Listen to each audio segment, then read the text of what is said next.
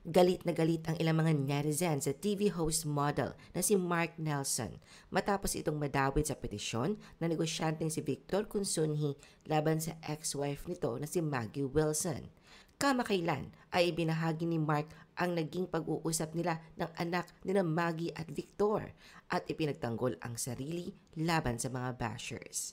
The Philippine Showbiz List presents Mark Nelson. Ibinunyag ang pag-uusap nila ni Connor, anak ni Maggie Wilson at Victor Consunji. Layunin ng nasabing petisyon na pigilan si Maggie na magkaroon ng komunikasyon sa kanilang anak na si Connor.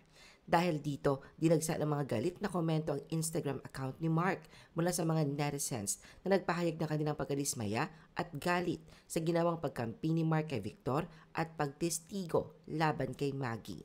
Tinawag ng mga netizens si Mark na isang enabler at marami ang nanawagan sa World Vision na alisin siya bilang ambassador. Bukod dito, may mga panawagang i-boycott ang mga produktong ini-endorso ni Mark at kampanya upang i-unfollow siya sa social media. Bagamat hindi pa niya ina-off ang mga hate comments sa kanyang Instagram account, patuloy ang pagdagsa ng mga ito. Ayon sa mga netizens, hanggat bukas pa ang comment section, tuloy-tuloy nilang ipapahayag ang kanilang saloobin upang malaman ni Mark na mali ang kanyang ginawa laban sa dating co-host. Ayon sa mga galit na netizens, mas pinanigan ni Mark si Victor kaysa kay Maggie kahit pa ninong siya ni Connor. Binatiko siya ng marami dahil bilang ninong ay inasahan na sana'y wala pa siyang kinakampihan sa issue upang hindi na siya nadawit dito. Ang pagiging ninong pangaraw ni Mark ay isa pang dahilan para hindi siya nagtestigo laban kay Maggie. Samantala, tuloy-tuloy naman ang pag-post ni Maggie ng mga update kaugnay sa kaso. Sinabi niyang nagsimula kanyang taong 2025 sa isang magandang balita matapos i-deny ng korte ang petisyon ni Victor na Temporary and Permanent Protection Order under the Anti-Violence Against Women and Their Children Act. Layunin ng petisyon ay ipagbawal si Maggie na makipag-ugnayan sa anak nilang si Connor. Ayon kay Maggie, nagpasalamat siya sa presiding judge at family court sa makatarungang desisyon na ito. Hindi lamang para sa kanya, kundi para na rin sa iba pang ina na dumaraan sa parehong sitwasyon. Ngunit hindi rito nagtapos ang usapin.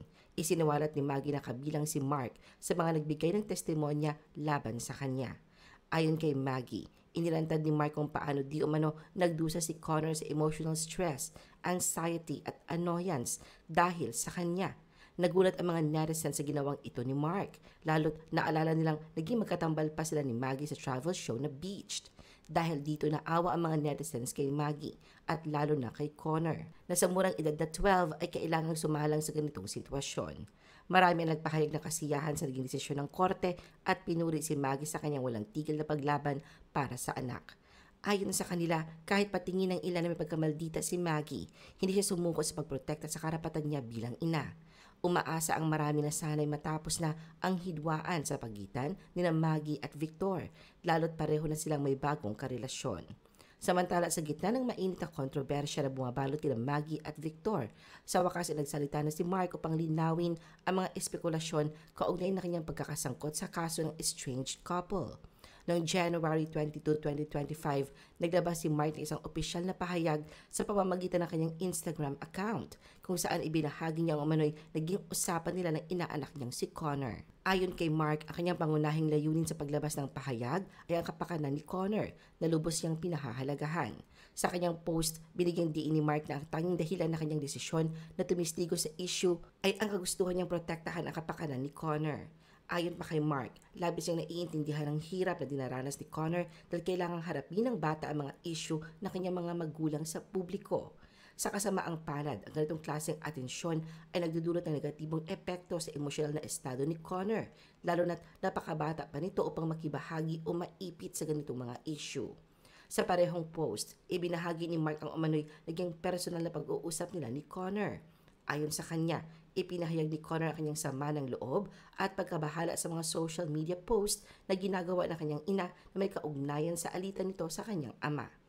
Ayon kay Mark, sinabi raw ni Connor na ang mga post na ito ay nagdudulot sa kanya ng hindi kanais-nais na atensyon mula sa kanyang mga kaibigan at maging sa mga nakakatanda.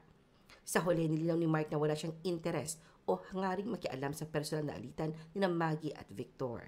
Ayon sa kanya, kahit na kilala niya ang dalawa, Pinili niyang umiwas sa pakikialam sa kanilang hindi pagkakaunawaan. Ipanaliwanag din niya na ang kanyang desisyon na magsalita ay para lamang kay Connor at hindi upang pumabor o sumuporta sa alinmang panig. Dagdag pa niya, naniniwala siyang ang mga bata tulad ni Connor ay dapat naging malaya mula sa pressure at negatibong epekto ng mga issue ng kanilang mga magulang. Bilang pagtatapos sa kanyang pahayag, nakiusap si Mark sa media na itigil na ang pagbabanggit sa pangalan ni Connor at anumang kaugnayan nito sa issue ng kanyang mga magulang. Naniniwala si Mark na nararapat lamang nabigyan si Connor ng privacy na kailangan nito, lalo na't ang mga ganitong usapin ay hindi nararapat gawing pampubliko. Ipinahayag niya kanyang hiling na sanay matigil na ang pagkakadawit ng pangalan ng bata sa kontrobersya upang mabigyan ito ng pagkakataon na mamuhay ng normal sa kabila ng magulong sitwasyon ng kanyang mga magulang.